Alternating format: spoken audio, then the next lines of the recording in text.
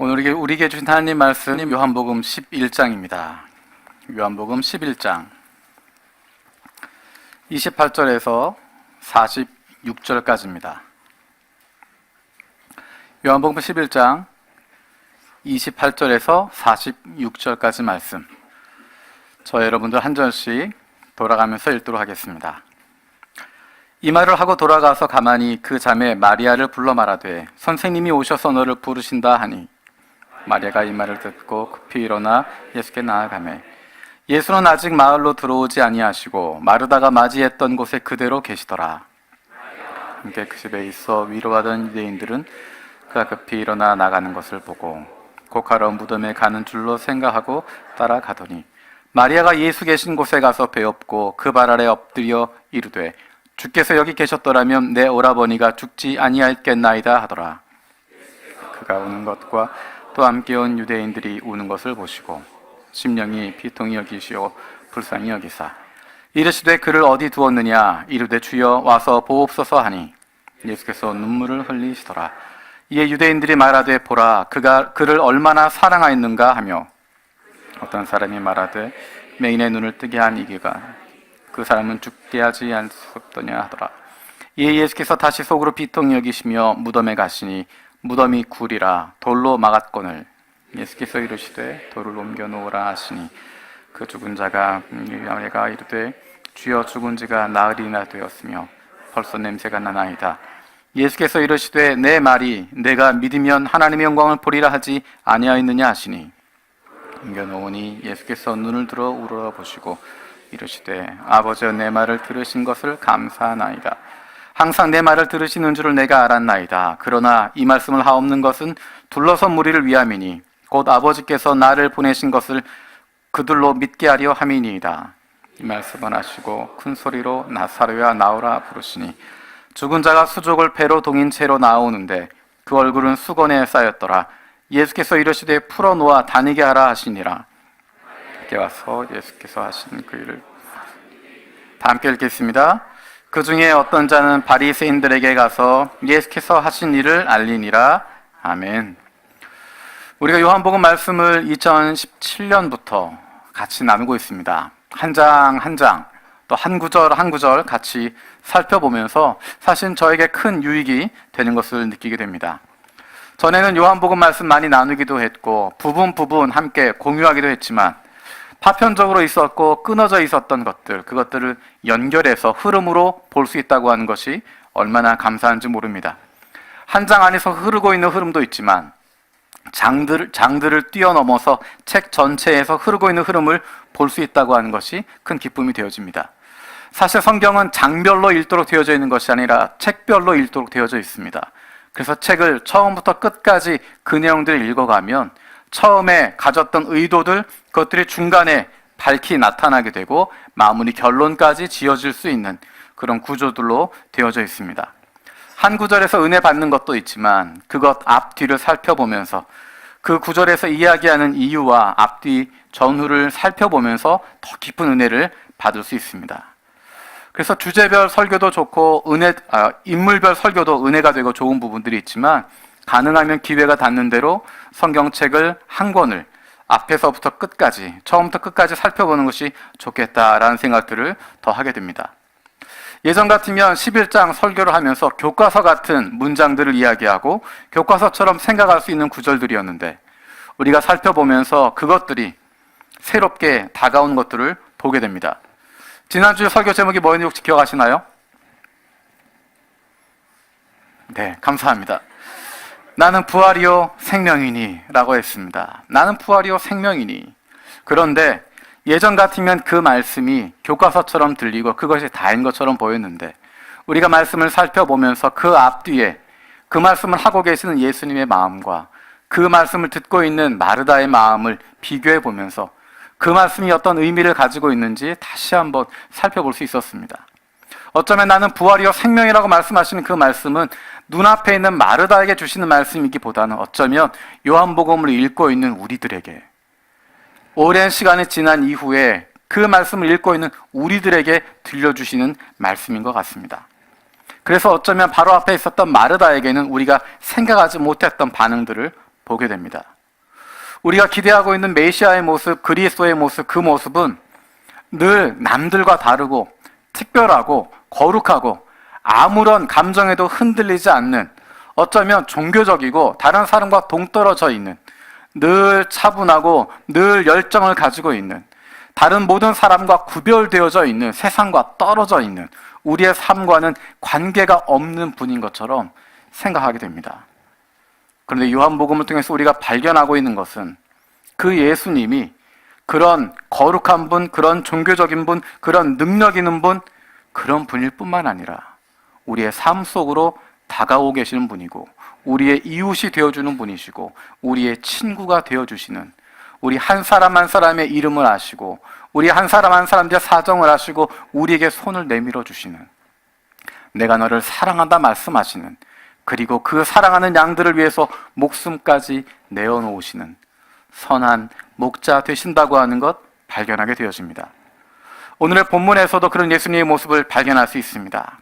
나사로야 나오너라 라고 말씀하시는 그 예수님의 말씀은 단순히 죽었던 사람 살리는, 모든 사람이 주목하게 되는 놀랍다, 신비하다라고 이야기하는 초자연적인 능력, 거기에 중점을 두고 있지 않습니다.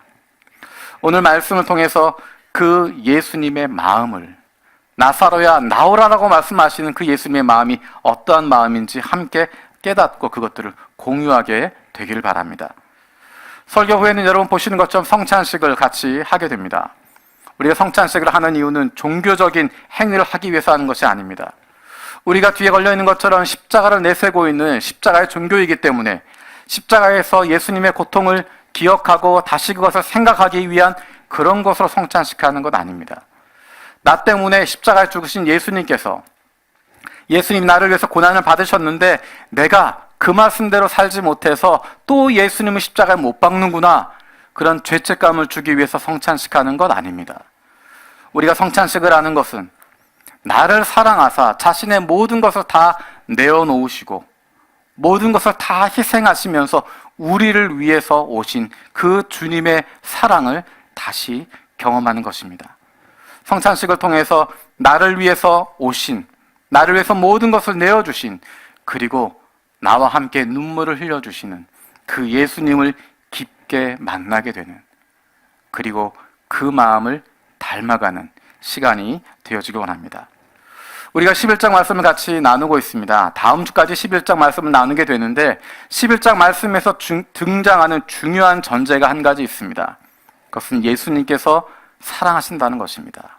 예수님이 마르다를, 마리아를, 그리고 나사로를 사랑한다라는 것입니다. 그냥 한번 사랑한다는 표현으로 끝나지 않고 반복적으로 그것이 등장하고 있습니다.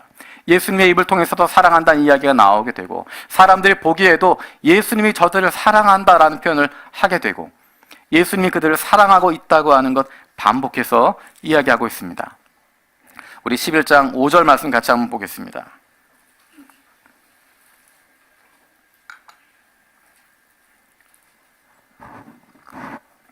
11장 5절 같이 읽겠습니다. 시작. 예수께서 본래 마르다와 그 동생과 나사로를 사랑하시더니, 예수님께서 그들을 사랑했다라고 하는 것을 표현하고 있습니다. 그리고 그 마리아와 마르다도 나사로의 병 소식을 알리면서도 예수님에게 사랑하시는 자가 병들었습니다 라고 이야기합니다. 예수님이 그들을 사랑할 뿐만 아니라 그들도 예수님을 사랑하고 있었습니다. 서로 사랑하고 있는 그런 관계였다고 하는 것, 이것은 그 둘뿐만이 아니라 그들을 보고 있는 다른 사람들도 마찬가지로 고백하는 것입니다. 우리 11장 36절 말씀, 36절 말씀 같이 읽겠습니다. 시작. 이에 유대인들이 말하되 보라 그를 얼마나 사랑하셨는가 하며, 예수님이 나사를 얼마나 많이 사랑하셨는가 하며 라고 이야기하고 있습니다. 다른 사람들이 보기에도 예수님이 그들을 사랑하고 있었다고 하는 것 모두가 다 느낄 수 있었습니다. 예수님은 사랑하시던 나사로가 병들어 죽게 되었는데도, 그 소식을 들으셨는데도 이틀을 더 머무셨다라고 이야기합니다. 그 사랑하시던 자가 병들었습니다라고 하는 이야기를 들으시고도 그 자리에 이틀을 더 머물고 계십니다. 우리 11장 5절 6절 말씀, 5절 6절 말씀 같이 읽겠습니다. 시작. 예수께서 본래 마르다와 그 동생과 나사로를 사랑하시더니 나사로가 병들었다 함을 들으시고 그 계시던 곳에 이틀을 더 유하시고, 예수님이 사랑한다라고 분명히 밝히고도, 특별히 5절에서 예수님이 그들을 사랑한다라고 이야기했음에도 불구하고 바로 이어지는 6절에서 사랑하는 자가 병들었는데 움직이지 않으시고 거기서 이틀을 더 머무셨다라고 이야기합니다. 이틀을 더 있으셨다라고 이야기합니다. 우리가 읽었던 것처럼 요한복음 다른 부분에서는 예수님이 어떤 일을 하셨는지, 그 이틀 동안 무슨 일이 있었는지, 어느 곳에 가셨는지 자세히 설명하고 있지만 이 구절에서는 아무것도 등장하지 않습니다. 그냥 사랑하시던 자가 병들었다라는 이야기, 그런데 거기에 이틀을 더 머무셨다. 7절에는 그 후에 예수님이 가자라고 이야기하시는 부분이 등장합니다. 그 이틀의 시간은 어떤 시간이었을까? 이틀 동안 예수님 어떠한 기적도 행하지 않으시고 어떠한 말씀도 어떠한 가르침도 주셨다는 이야기 등장하지 않습니다. 그 이틀의 시간은 기다림의 시간이었습니다.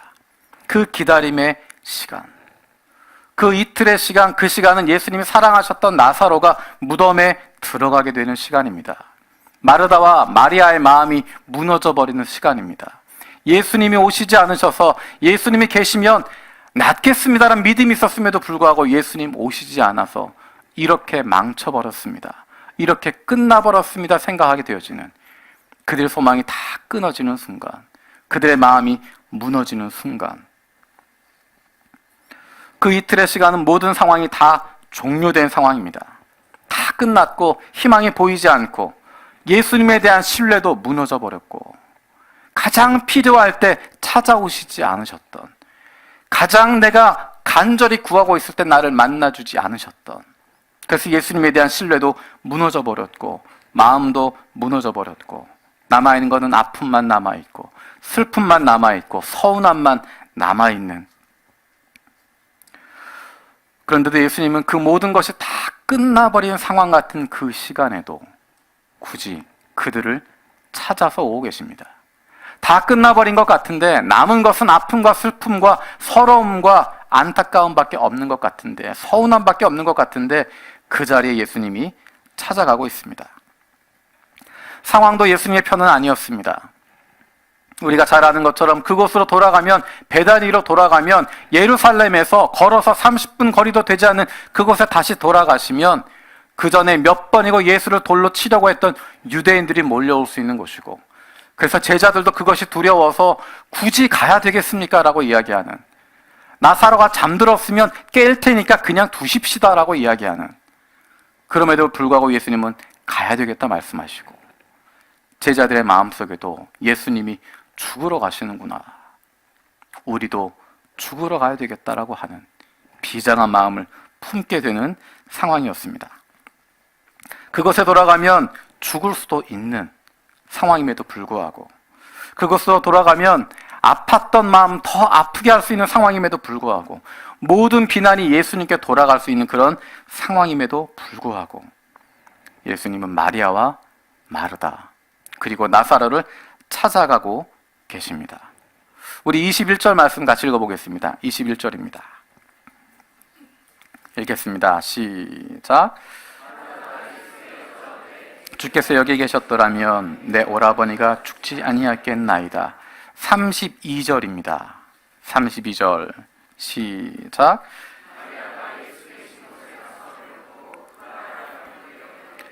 주께서 여기 계셨더라면 내 오라버니가 죽지 아니하겠나이다 하더라.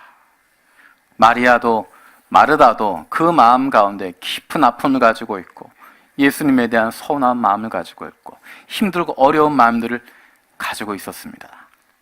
근데 예수님은 거기에 대해서 뭐라고 대답하지 않으십니다. 지난주에 이야기했던 것처럼 너희가 조금만 서둘렀으면 내가 일찍 왔을 텐데 라고 이야기하지 않고, 너희가 불렀을 때 내가 왔어도 이미 죽었다라고 이야기하지 않으시고, 아무 이야기 없이 그들의 서운한 마음, 그들의 아픈 마음, 그들의 상한 마음 그대로 들어주고 계십니다. 다른 이야기 하지 않으시고 꾸짖지 않으시고 야단치지 않으시고 왜 너희는 믿음이 없느냐 하지 않으시고 가만히 듣고 계십니다. 그리고 하셨던 것 35절입니다. 같이 읽겠습니다. 시작. 눈물을 흘리시더라. 예수께서 눈물을 흘리시더라. 예수님의 마음속에 있었던 것, 이틀 동안 머무시면서 그 마음속에 있었던 것, 그리고 마르다를 보시며 마리아를 보시며 그 마음에 품고 있었던 것, 그것은 안타까움이고 슬픔이고, 그들의 믿음이 없어서 안타까운 것이 아니라, 그들이 불쌍해서 안타까운 것이 아니라, 그들이 슬퍼하는 그 슬픔, 예수님의 마음에 다가오기 때문에, 그들의 아픔 예수님에게도 다가오고 그것 공유하고 있기 때문에, 그 마음 공감하고 있기 때문에, 그래서 그 마음 가운데 비통히 여기시고 슬퍼하시고 그들과 함께 울고 계시는 것입니다. 우리 33절 말씀 같이 읽어보겠습니다. 33절 시작. 그가 우는 것과 또 함께 온 유대인들이 우는 것을 보시고 심령이 비통히 여기시고 불쌍히 여기사, 마음이 무너지며 불쌍하게 여기셨다라고 이야기합니다. 마음이 비통하여 괴로워하셨다라고 이야기합니다. 마리아가 얼마나 힘들어하는지, 얼마나 마르다가 아파하는지, 그리고 마지막 숨이 끊어지는 순간 나사로의 마음이 어떠했을지 알고 있기 때문에, 그래서 그 아픔을 공감하시면서 눈물을 흘리고 계시는 것입니다. 예수님이 눈물을 흘리시더라. 이 구절을 마음에 품고 예수님의 말씀들을 읽으면 예수님의 말씀의 톤이 다르게 느껴지게 됩니다. 예수님 결단하시고 오셨지만, 예수님 오셨지만 여전히 마르다와 마리아의 마음은 아팠습니다. 그 감정은 회복되지 않았습니다. 믿음이 살아나지도 않았습니다. 예수님에 대한 신뢰가 다시 세워지지도 않았습니다. 우리 39절 말씀 39절 같이 읽겠습니다. 시작. 예수께서 이르시되 돌을 옮겨 놓으라 하시니 그 죽은 자의 누이 마르다가 이르되 주여 죽은 지가 나흘이 되었으며 벌써 냄새가 나나이다. 이 안에 담겨져 있는 것은 예수님을 향한 마르다의 원망이 담겨져 있습니다. 조금 일찍 오셨으면 이런 일이 일어나지 않았을 텐데, 예수님께서 늦게 오셔서 예수님이 우리와 함께 하지 않으셔서, 예수님이 우리와 같이 있지 않아서 우리 오라버니가 죽었고 나흘 동안 그 안에 있었고 이미 그 시체가 썩는 냄새가 나고 있는데 이미 다 끝나버렸는데 이제 와서 뭘 어떻게 하시겠냐고 마르다는 그 마음에 있는 것들을 예수님 앞에 이야기하고 있습니다. 하지만 예수님은 그를 야단치지 않습니다. 우리가 지난주에 살펴보았던 마르다 이야기들도 마찬가지입니다. 마르다가 예수님을 향해서 처음에 했던 것, 서운한 마음 이야기합니다. 주님께서 계셨으면 우리 오라버니가 죽지 않았을 겁니다. 그리고 그 뒤에 22절에 그러나 나는 이제라도 주께서 무엇을 하시든지 하나님께 구하시는 것을 하나님이 주실 줄 아나이다. 믿음의 고백이 아니라 안타까움의 고백이고, 믿음이 실려있지 않은, 그냥 상황을 피하고자 하는, 상황을 정리하고자 하는 그런 이야기였고, 24절에서도 마르다가 이르되 마지막 날 부활할 때는 다시 살아날 줄 내가 아나이다. 믿음의 고백이 아니고 지금 다 끝나버렸고 나중에 그렇게 되겠지요. 예수님 말씀하신 것처럼 종말의 때가 되면 다 부활하겠지요. 의인들 다 부활한다고 했으니까 그때 가면 부활하겠지요. 아무런 믿음도 담겨져 있지 않은, 29절도 마찬가지라고 이야기했습니다. 29절 같이 읽어보겠습니다. 시작.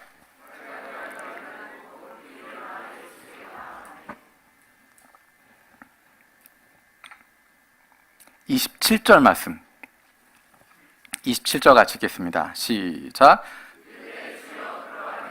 주는 그리스도시요 세상에 오시는 하나님의 아들이신 줄을 내가 믿나이다. 말은 그렇게 하고 있지만 마르다의 마음속엔 그러한 믿음 담겨져 있지 않습니다. 그래서 조금 전에 읽었던 39절의 이야기를 하는 것입니다.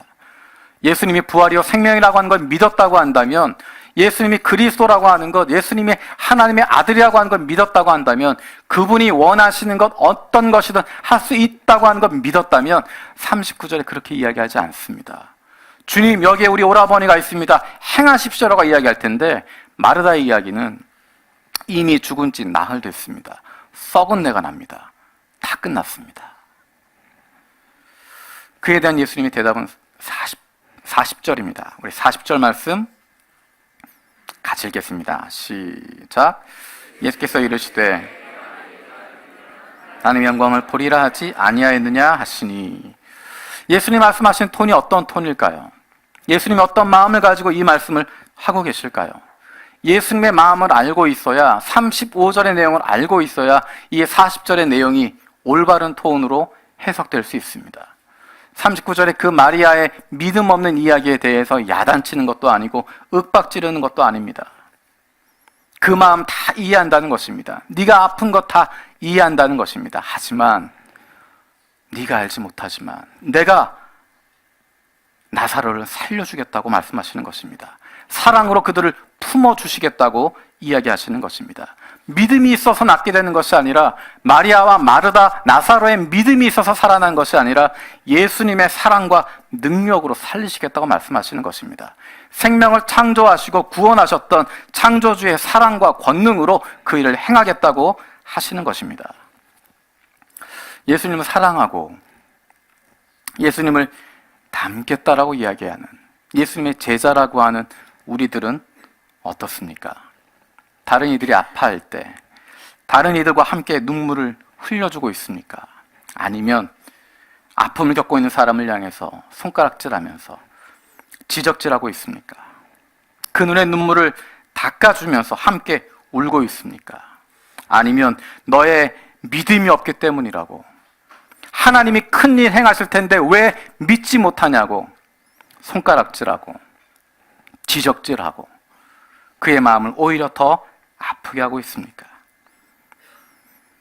다른 사람을 사랑해서 그의 아픔을 내 문제가 아님에도 불구하고 그 아픔을 내 아픔처럼 여기고 예수님처럼 함께 눈물을 흘리고 마음을 아파하고 있습니까? 우리가 내 문제가 아니라, 내 고통이 아니라, 내 어려움이 아니라 다른 사람의 문제 때문에, 다른 사람의 아픔 때문에, 다른 사람의 어려움 때문에 눈물 흘릴 수 있는 것, 하나님의 형상을 닮았기 때문에 가능한 것입니다. 눈물에 대해서 찾다가 한 신문에서 2017년 11월 30일에 나왔던 칼럼은 한 가지를 발견하게 됐습니다. 사람 몸 안에는 여러 가지 종류의 체액들이 있습니다.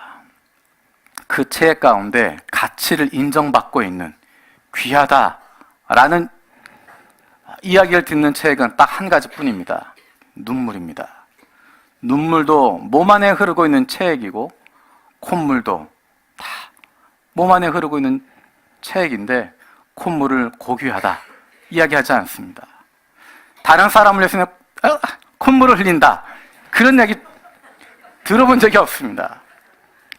눈물이라고 하는 것, 그것은 단순히 생리적인 작용에 의해서 흐르는 것일 뿐만 아니라 우리의 정서적인 작용에 의해서 흐르게 되어지는 것입니다. 일반적으로 생리적인 작용으로 흐르는 눈물의 성분과 정서적인 작용으로 흐르는 눈물의 성분이 조금 다르다라고 이야기합니다. 정서적으로 흘리는 눈물 속에는 카테콜아민류의 스트레스 호르몬이나 감정을 조절하는 신경 전달 물질이 평소 생리적으로 흘리는 것보다 훨씬 더 많이 포함되어 있다고 합니다. 그리고 눈물을 흘리는 것, 그것만으로도 부정적인 감정들을 다스리는 수단이 된다고 합니다. 1997년에 영국의 전 왕세자비 다이애나가 교통사고로 사망했을 때 영국의 많은 사람들이 슬픔에 빠져 있었고, 많은 영국인들이 며칠 동안 큰 슬픔에 눈물을 흘렸습니다. 흥미로운 것은 그 사건 이후에 영국에서는 우울증으로 치료받는 사람이나 정서적인 고통을 호소하는 사람이 그 비율이 현저하게 눈에 띄게 줄어들었다고 이야기합니다. 그래서 그것을 심리학자들은 다이애너 효과라고 이야기합니다. 다이애너의 죽음을 슬퍼하면서 눈물을 함께 흘렸던 그것을 통해서 감정의 치유가 일어나게 되었다는 것입니다. 정서적인 자극에 의해서 정서적인 눈물을 흘리게 되면 그것이 그 사람의 삶을 치유하게 되고 그 사람의 감정도 살리게 되어집니다. 생리적으로 흐르는 것, 내가 아파서 흘리는 눈물, 그것이 아니라 다른 사람의 아픔을 공감해 주면서 다른 사람의 아픔과 슬픔 때문에 그것 때문에 흘릴 수 있는 눈물, 그것이 오히려 나를 살리게 되어지는 모습을 갖게 되어집니다. 함께 울어줄 수 있다고 하는 것, 그것이 얼마나 소중한지 모르겠습니다. 좋은 이웃이 된다고 하는 것, 그것은 함께 울어줄 수 있다는 것입니다. 함께 눈물을 흘려줄 수 있다는 것입니다. 예수님은 마리아, 마르다 믿음 없다고 야단치지 않으십니다.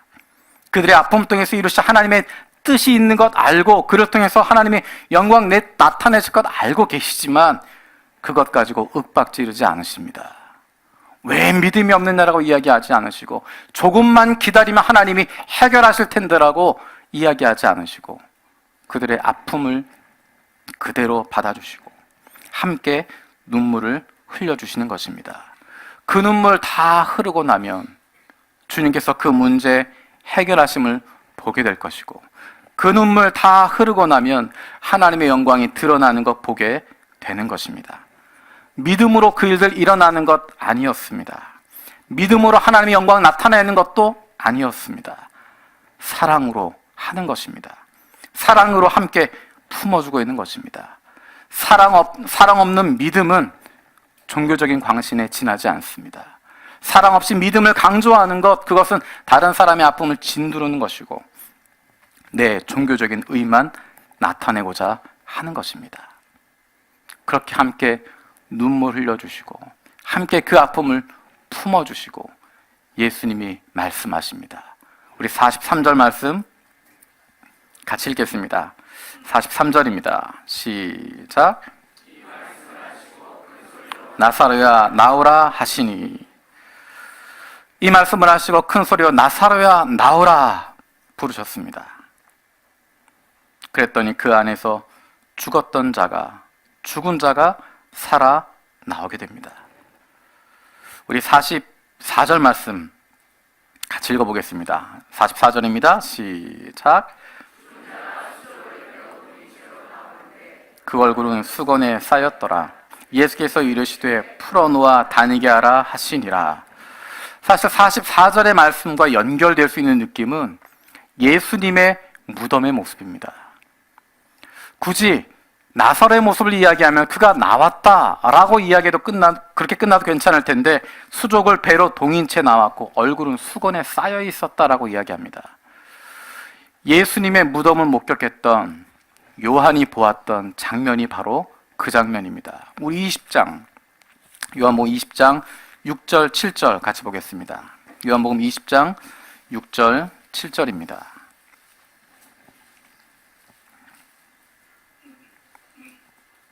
같이 읽겠습니다. 시작. 시몬 베드로는 따라와서 무덤에 들어가 보니 세마포가 놓였고 또 머리를 쌌던 수건은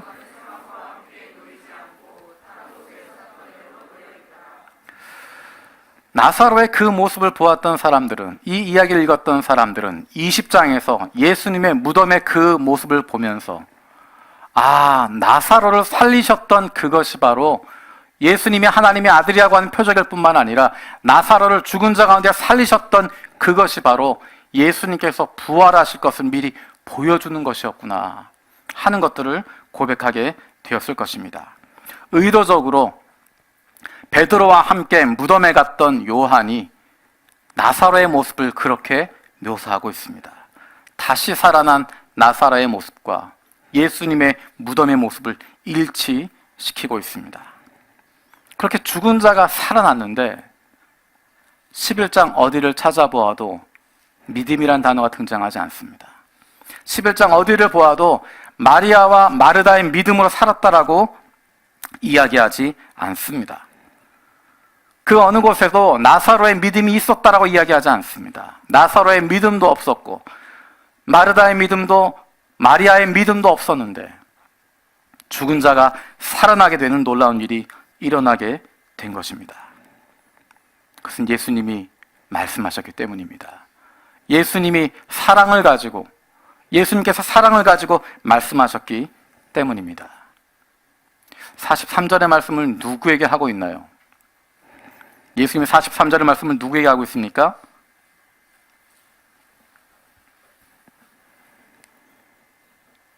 누구에게 하고 있죠? 나사로에게. 나사로는 어떤 사람이었습니까? 죽어있는 사람이었는데, 하지만 예수님은 나사로를 죽었다 이야기하지 않으셨습니다. 마태복음에서 예수님께서 죽었던 소녀를 향해서 잔다라고 말씀하시고 그 손을 잡아 일으키셨던 것처럼, 요한복음에서도 죽었던 나사로를 향하여서 사람들은 죽었다라고 이야기하고 끝났다라고 이야기했지만 예수님은 그를 향하여서 잔다라고 말씀하셨고, 43절에서 나사로야 나오라 명령하고 계십니다. 그랬더니 차갑게 식었던 그 소녀의 몸 가운데 따뜻한 피가 흐르기 시작하고 생기가 돌기 시작했던 것처럼, 이미 썩어져 있었던, 이미 다 끝나버렸던, 이미 차갑게 식어져 버렸던 나사로에게도 새살이 돋기 시작하고 뼈와 근육들이 새로운 힘을 얻기 시작하고 차갑게 식었던 그 안에 따뜻한 피가 흐르기 시작합니다. 그리고 생기가 돌고 운동력이 생기고 다시 일어서 나오게 되었습니다. 죽었다 생각했는데, 이제는 마른 뼈다귀 같다고 생각하고 있었는데, 나에겐 아무런 소망도 없다고 생각하고 있었는데, 예수님께서 그를 향하여서 끝났다 말씀하지 않으시고 죽었다 이야기하지 않으시고 잔다라고 말씀하시고 내가 그를 깨우러 가노라 말씀하십니다. 그리고 나사로를 향해서 한 걸음 한 걸음 다가오셔서 그에게 외치고 있습니다. 나사로야 나오라. 이 명령은 죽었던 나사로를 향해서 하신 말씀입니다. 죽어 있다고 여기고 있었던 나사로에게 주셨던 명령입니다.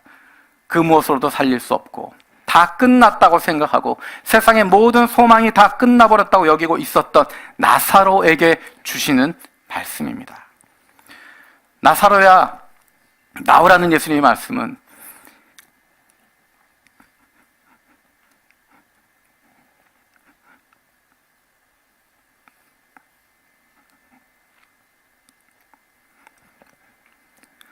우리의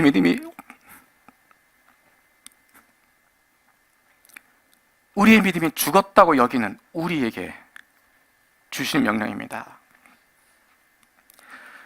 그 무엇으로 다시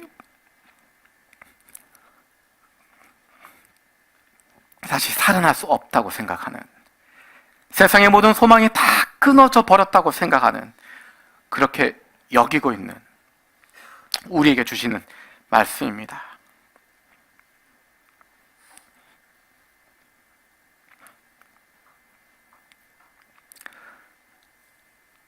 그렇게 누워있지 말라는 것입니다.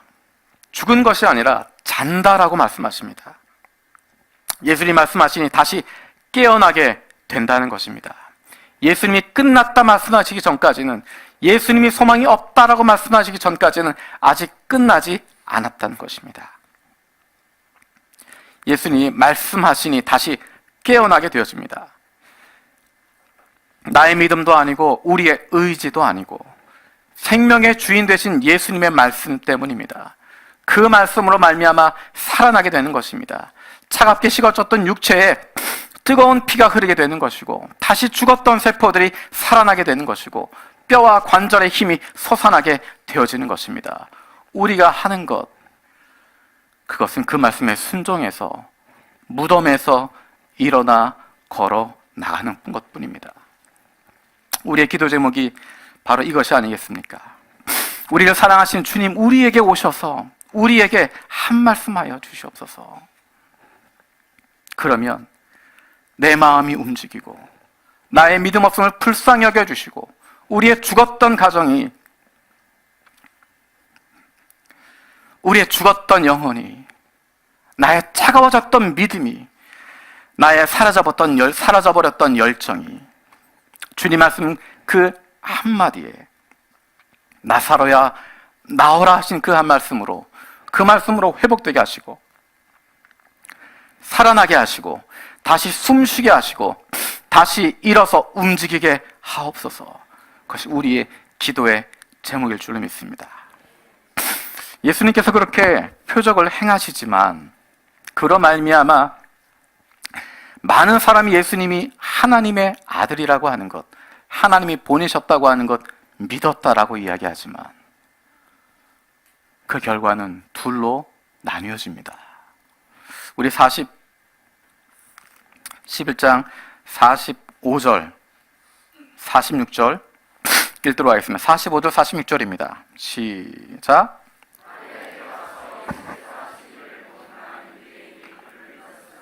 그 중에 어떤 자는 바리새인들에게 가서 예수께서 하신 일을 알리니라.